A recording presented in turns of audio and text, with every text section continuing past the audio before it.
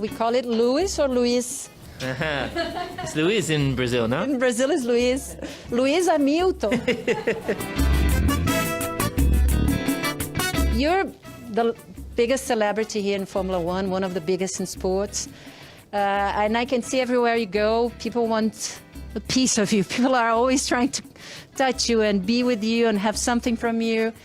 How hard is to be there for people, be attentive, and at the same time having privacy? Well, I'm not sure it's everywhere it's like that, right? Everywhere I see, at least. I always see the positive side of this. So everyone's always just so lovely. You know, they just want to get a second with you. So you want to be able to give as much as your time, and so you've got to give what you can, and then keep some of the energy for yourself. When did you realize that you need to take care of your energy, that you had an energy that you had to take care of? Because when you're young, usually you don't really know. In those moments, you think that you can just run and run and run and run, and you don't realize that you're going to burn out. Do you remember when? These past 6 years, really trying to figure out how to optimize my energy. So that's been a part of the transition with food, or being plant-based, and with yoga and all these different things that I try to add into my life, and also the ecosystem, the people that I have around me also.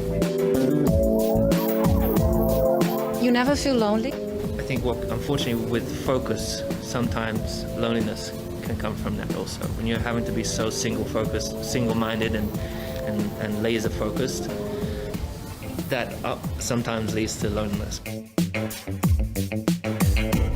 Do you still keep your childhood friends or friends from the past, because they knew you before everything? Yeah.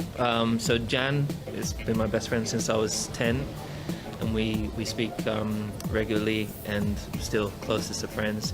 But it's hard and it's always been hard since the beginning for us, because the weekends, all the kids would be out playing and I was racing. I really look forward to the Christmas break. I'm not going to ask where you're going, but... I haven't figured it out yet. But what I really do, I've been talking about coming to Brazil for many, many years.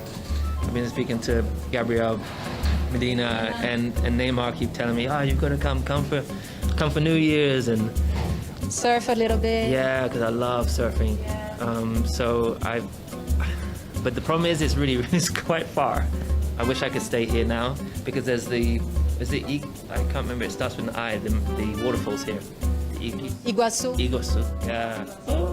Yeah. I want to go and see those, and also those beautiful sandbanks with the... It's Lençóis Maranhenses. Lençóis Maranhenses, yeah. Since Muhammad Ali, I think you're the biggest idol in sports and influencer as a black man. Do you realize how important this is and the influence you have in people? No, firstly, that's mind-blowing for me that you even put my name in the same sentence as Ali, because I love Ali so much. I'm inspired by him, I'm inspired by Eton of standing for what they believed in. Even if people were unhappy about it, they just stayed true to themselves. And so that's really something I've tried to learn from those two.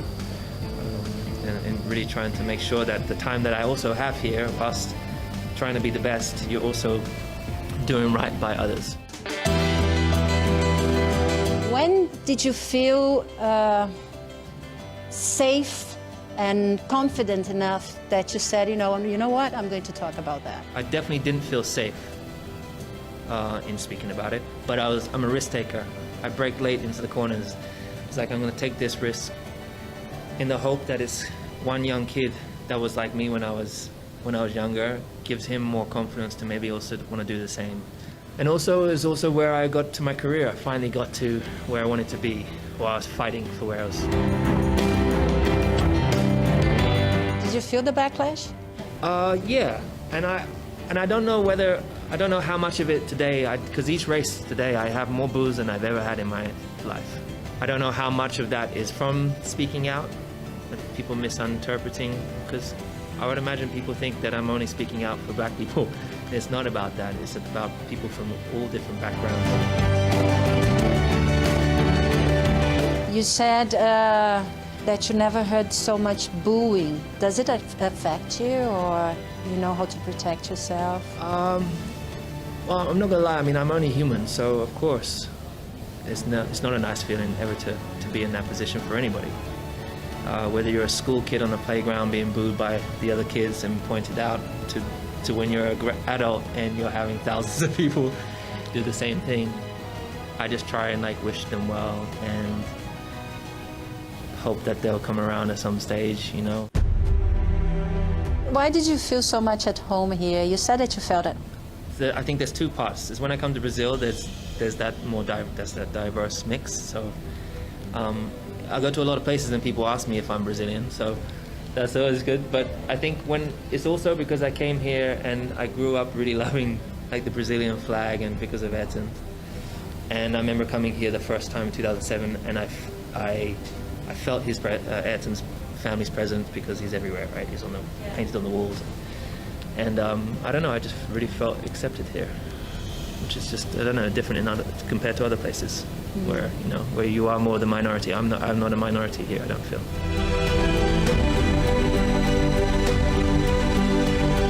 Super. Thank you. Thank you very much. It was a pleasure again. Obrigado.